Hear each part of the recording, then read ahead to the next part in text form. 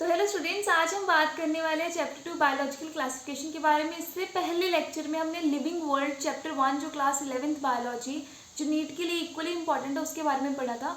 ये थोड़ा चैप्टर 2 है जिसमें थोड़ी सी ज़्यादा एग्जाम्पल्स है, ज़्यादा साइंटिस्ट के नेम है, तो आपको ज़्यादा इंटरेस्टिंग लगेगा ये चैप्टर। तो बायोलॉजिकल क्लासिफिकेशन की अगर हम बात करें तो उसको हम स्टार्ट करते हैं।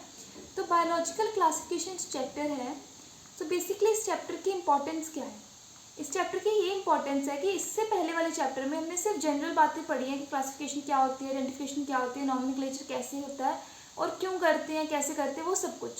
इस चैप्टर में हम पढ़ेंगे कि क्लासिफिकेशन कैसे करते हैं, क्या क्या फीचर्स, कैरेक्टर्स जो है वो क्लासिफिकेशन के लिए रिक्वायर्ड है, और वो भी लिविंग वर्ल्ड की या लिविंग ऑर्गेनिजम्स की क्लासिफिकेशन के लिए क्या क्या चीज़ें रिक्वायर्ड है।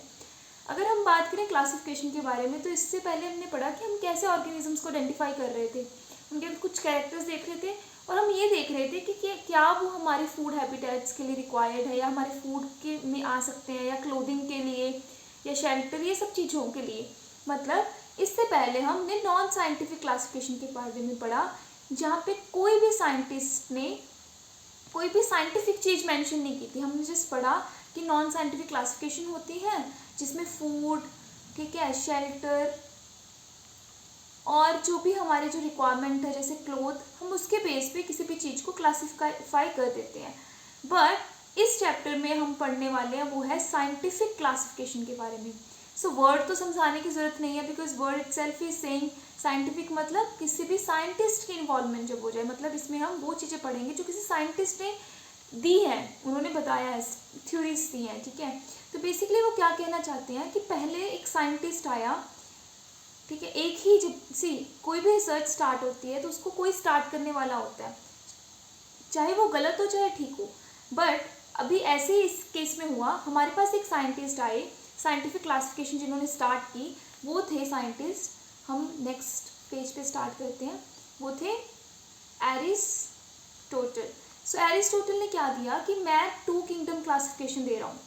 वो बोल रहे थे कि जितने भी ऑर्गेनिजम्स हैं हम उनको 2 किंगडम क्लासिफिकेशन में 2 किंगडम बना के उसको अलग अलग किंगडम में डाल सकते हैं, ये बोल रहे थे एरिस्टोटल। उन्होंने बोला कि एक हमारे पास हो सकता है प्लांट किंगडम, ठीक है, जिसको हम प्लांटी किंगडम बोलते हैं, एक एनिमिलिया हो सकता है, किंगडम नहीं आएगा यहाँ पे आएगा एनिमिलिया, ठीक है। ये 2 तरह के हम जो है क्लासिफिकेशन कर सकते हैं।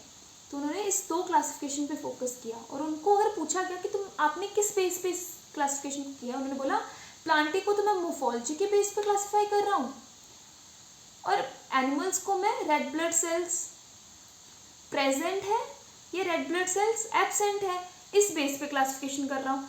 उनको किसी ने पूछा कि आप लिविंग वर्ल्ड की क्लासिफिकेशन कर रहे हो, सेल कहाँ गया, सेल के बेस पे कोई क्लासिफिकेशन नहीं होगी, और भी बहुत सारे कैरेक्टर्स है, फैक्टर्स है, उनको आपने क्यों नहीं कंसिडर किया। तो यहाँ पे एरिस्टोटल फेल हो गए इस चीज़ को एक्सप्लेन करने के लिए। उसके बाद हमारे पास जो है वो सेकंड जो हमारे पास साइंटिस्ट आए जिन्होंने हमें नॉमेनक्लेचर के बारे में बताया था, वो कौन थे? Carolus Linnaeus. तो कार्लस लीनियस जी ने एक बात बताई, कहते हैं मैं भी 2 किंगडम क्लासिफिकेशन ही दे रहा हूँ, बट मैं एक चीज़ एक्स्ट्रा कर रहा हूँ, मैं इनको डिवाइड कर रहा हूँ इनके सेल वॉल के बेस पे, कि अगर किसी के पास सेल वॉल प्रेजेंट है तो वो प्लांट है, अगर किसी के पास सेल वॉल एब्सेंट है तो वो एनिमल है। मतलब प्लांट्स में सेल वॉल प्रेजेंट होगी और एनिमल्स में सेल वॉल एब्सेंट होगी। तो ये हमारे पास उन्होंने क्लासिफिकेशन दी। अगर हम एग्जाम्पल्स की बात करें, लीनियस ने क्या किया, प्लांट्स और एनिमल्स को क्लासिफाई करते समय कुछ एग्जाम्पल्स हमें एक्सप्लेन कर दी कि प्लांट्स में मैं BGA ब्लू ग्रीन एल्गी जो है हमारे पास, ब्लू ग्रीन एल्गी मैं इसमें डाल रहा हूँ क्योंकि इसके पास सेल वॉल प्रेजेंट होती है। उन्होंने बोला फंजाई मैं इस ग्रुप में डाल रहा हूँ, और बाकी जितने भी प्लांट्स हैं, जिम्नोस्पर्म्स, एंजियोस्पर्म्स, इन सबको मैं प्लांट्स में डाल रहा हूँ। और वो बोलते हैं प्रोटोजोआ जो है ये ऐसे ऑर्गेनिज्म सारे किस में आएंगे, एनिमल्स में, और बाकी जितने भी एनिमल्स हैं वो सारे एनिमल्स में आ जाएंगे। बट उन्होंने यहाँ पे इतनी बड़ी मिस्टेक कर दी जो बहुत सारे साइंटिस्ट ने रिकॉग्नाइज किया और उनको डीमेरिट्स को निकाला। डीमेरिट्स क्या होता है? उनके डिसएडवांटेजेस जो उन्होंने मिस्टेक की थी। तो वो मिस्टेक्स थी क्या, ठीक है, क्यों हमने बोला कि नहीं हम इस क्लासिफिकेशन सिस्टम को भी नहीं फॉलो कर सकते। उनको बोला कि कार्लस लीनियस आपने ठीक है, नॉमेनक्लेचर अच्छी दे दी, बट ये आपका कोई सिस्टम ठीक नहीं दिया आपने। आपने किया क्या है बताओ?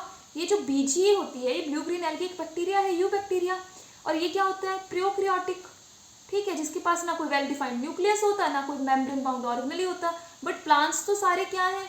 यूकैरियोटिक। इट मीन्स उन्होंने प्रोकैरियोटिक एंड यूकैरियोटिक को मिक्स कर दिया,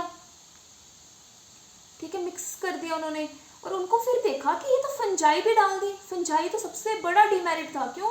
फंजाई तो हेटेरोट्रॉपिक होती है ना, वो तो खुद का खाना खुद नहीं बना पाती। और प्लांट्स तो इसी चीज़ से हम छोटी क्लासेस से पढ़ते आ रहे हैं कि भाई प्लांट्स अपना खाना खुद बनाते हैं, वो फोटोसिंथेसिस करते हैं, तो इनका आपस में क्या मेल जोल, इनको तो हम नहीं रख सकते ऑब्वियसली। तो उन्होंने बोला कि आपने क्या किया, आपने तो हेटेरोट्रॉपिक और ऑटोट्रॉपिक इनको भी मिक्स कर दिया। उन्होंने बोला कि आप कर क्या रहे हो? फिर उन्होंने बोला कि चलो यहाँ तक तो ठीक था, आपको ये नहीं पता कि आप बीजीए है, ब्लू ग्रीन एल्गी, जो बैक्टीरियाज जो आपने इसमें डाले हैं वो सारे क्या होते हैं? यूनिसेलुलर, और प्लांट्स क्या होते हैं? मल्टीसेलुलर, और आपने ये भी मिक्स कर दिया। तो ये देखो इतने सारे डीमेरिट्स आए, ठीक है। उसके बाद हम और बात देखें, ये प्रोटोजोआ, ये भी यूनिसेलुलर होता है, और एनिमल्स क्या होते हैं? मल्टीसेलुलर। तो इन्होंने सब कुछ मिक्स कर दिया, प्रोकैरियोट्स यूकैरियोट मिक्स कर दिया, हेटेरोट्रॉपिक ऑटोट्रॉपिक मिक्स कर दिया, और मल्टीसेलुलर एंड यूनिसेलुलर को मिक्स कर दिया। तो ये सारे उनके डिसएडवांटेजेस आए। तो फिर उसके बाद और क्लासिफिकेशन आई, और साइंटिस्ट जो है वो बाहर आए, उन्होंने अपना काम दिखाया कि उसके बाद जो है वो 3 किंगडम क्लासिफिकेशन आई। तो चलो इससे ये फ़ायदा हुआ, किसी ने स्टार्ट किया एटलीस्ट, और हमारे पास हम इतनी 1.7 to 1.8 मिलियन स्पीशीज को इजीली क्लासीफाई कर पा रहे थे इन सब चीज़ों की वजह से। तो हमारे पास उसके बाद आया 3 किंगडम क्लासिफिकेशन। आपकी बुक में सिर्फ इतना मेंशन है कि 3 किंगडम क्लासिफिकेशन आया, किसने दिया? हैकेल ने दिया। और उसने क्या ऐड किया? प्रोटिस्टा ऐड किया। प्रोटिस्टा कौन से ग्रुप? जैसे प्रोटोजो था तो यूनिसेलुलर, और उसके था वो यूकैरियोटिक भी था। तो उसने क्या किया कि ये यूनिसेलुलर है और ये जो यूकैरियोटिक है उनको मैं अलग कर रहा हूँ। तो ये बन गया 3 किंगडम क्लासिफिकेशन। एक तो ये, और पहले प्लांट और एनिमल, वो 3 हो गए। उसके बाद 4 किंगडम क्लासिफिकेशन भी आया। क्यों? अभी हमारे पास यूकैरियोटिक्स प्रोकैरियोटिक्स को अलग करना है, इनको भी तो अलग करना है ना, बीजीए को। तो उन्होंने 4 किंगडम जो क्लासिफिकेशन है वो एक कोपलैंड नाम के साइंटिस्ट आए, उन्होंने दिया। उन्होंने बोला एक और ग्रुप बनाएंगे हम, मोनरा में हम किसको डालेंगे? जितने भी सारे यूनिसेलुलर है और वो प्रोकैरियोटिक है, उन सबको हम मोनरा में डाल देंगे। चलो ये सारी चीज़ें तो ठीक है, ये सारे सिस्टम्स आए, बट हमारे पास जो सबसे बड़ी डिसएडवांटेज थी इन ग्रुप्स की वो थी फंजाई। क्यों फंजाई? क्यों? अभी देखो, आप खुद सोचो कि जो फंजाई है, इधर देखो, ध्यान से देखना आप, जो फंजाई है वो हेटेरोट्रॉपिक है, इसमें सेल वॉल प्रेजेंट है, ठीक है, प्लांट्स के साथ मैच हो रहा है ये वाला कैरेक्टर। सेकेंड कैरेक्टर भी प्लांट्स के साथ मैच हो रहा है कि वो यूनिसेलुलर मल्टीसेलुलर है, ये भी प्लांट्स के साथ मैच हो रहा है। थर्ड कैरेक्टर जो है वो मैच हो रहा है कि ये यूकैरियोटिक है, वो भी प्लांट्स पे यूकैरियोटिक है, चलो ये भी मैच हो रहा है। बट जो मैच नहीं हो रहा, मोस्ट इंपॉर्टेंट कैरेक्टर, वो था हेटेरोट्रॉपिक, क्योंकि प्लांट्स तो ऑटोट्रॉपिक है और वो हेटेरोट्रॉपिक है, तो इनको सेपरेट आउट करना पड़ना था। तो इसके लिए एक और जो साइंटिस्ट है उन्होंने हेल्प की, जो जिनका 5 किंगडम क्लासिफिकेशन दिया, उन्होंने एक और किंगडम बनाया, फंजाई। और यही हम किंगडम, जो 5 किंगडम क्लासिफिकेशन है, वो आज के टाइम पे हमारी एनसीईआरटी हमें समझा रही है, हमें बता रही है। तो 5 किंगडम क्लासिफिकेशन को अब हम स्टडी कर रहे हैं हमारी एनसीईआरटी में। तो 5 किंगडम क्लासिफिकेशन बेसिकली था क्या? 5 किंगडम क्लासिफिकेशन वो किंगडम था जो R.H. विटेकर ने दिया था, ठीक है। ये थे साइंटिस्ट जिन्होंने बोला कि चलो आप सबने जो करना था वो कर लिया, मेरी बारी है, मैंने देना है 5 किंगडम क्लासिफिकेशन, और उसमें मैं क्या करूँगा? ठीक है, आपका मोनरा ग्रुप भी ठीक है, आपका प्रोटिस्टा ग्रुप भी ठीक है, मैं एक्सेप्ट कर रहा हूँ इनको। और उन्होंने बोला कि मैं एक ग्रुप ऐड करूँगा, वो करूँगा फंजाई। और उन्होंने एक और ग्रुप ऐड किया, प्लांटी, एनिमिलिया। ये सारे ग्रुप को उन्होंने कंबाइन कर दिया और बनाया एक 5 किंगडम क्लासिफिकेशन। तो ये जो चैप्टर है वो पहले 3 किंगडम्स को कवर करता है, सेकेंड चैप्टर। प्लांटी किंगडम का एक अलग से चैप्टर है, चैप्टर 3, और इसका एक अलग से चैप्टर है, चैप्टर 4। तो ये चैप्टर 3 के अंदर आता है 2 के, और ये चैप्टर 3 और चैप्टर 4 के अंदर आता है। तो ये था हमारा 5 किंगडम क्लासिफिकेशन कैसे बना। नेक्स्ट लेक्चर में हम ये पढ़ेंगे कि ये 5 किंगडम क्लासिफिकेशन किस किस कैरेक्टर्स के बेस पे बना, कौन कौन से कैरेक्टर्स थे जो इसमें फॉल करे। हम डिटेल में पढ़ेंगे मोनरा को कि मोनरा में ऐसे कैसे कैरेक्टर्स थे जिसको अलग कर दिया गया, प्रोटिस्टा को क्यों अलग किया, फंजाई को क्यों अलग किया, प्लांटी एनिमिलिया को क्यों अलग किया। तो तब तक आपको क्या करना है, you have to like share and subscribe to this channel. और आपको पार्ट 2 ज़रूर देखना है जिसमें हम किंगडम क्लासिफिकेशन, ये जो 5 किंगडम क्लासिफिकेशन है ये किस बेस पे डिवाइड हुआ, हम उसको स्टडी करेंगे। अगर आपको कुछ भी समझ नहीं आया हो ना, आपको कमेंट करना है और आपको उसका रिप्लाई मिल जाएगा।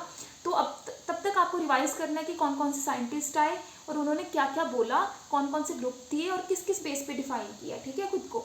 तो ये थे हमारे, उन्होंने किस किस बेस पे डिफाइन किया। तो एरिस्टोटल का तो हमें पता लग गया कि उन्होंने किस बेस पे किया था, मोर्फोलॉजी और आरबीसीज प्रेजेंट है या नहीं है। कार्लस लिनियस ने किस बेस पे किया था कि सेल वॉल प्रेजेंट है या नहीं है। उसके बाद कुछ साइंटिस्ट और आए, वो थोड़े से और स्मार्ट थे जिन्होंने बोला कि 3 किंगडम क्लासिफिकेशन लेके आएंगे। हैकेल था, प्रोटिस्टा उन्होंने ग्रुप बनाया, उन्होंने फिर उसके बाद कोपलैंड आए जिन्होंने बोला कि चलो पहले 3 ठीक है, मैं बैक्टीरियाज को अलग कर देता हूँ। उन्होंने एक मोनरा करके ग्रुप बनाया, ठीक है। और उसके बाद एक 5 किंगडम क्लासिफिकेशन आया which was the main classification. So आपको आई होप ये लेक्चर समझ आ गया होगा।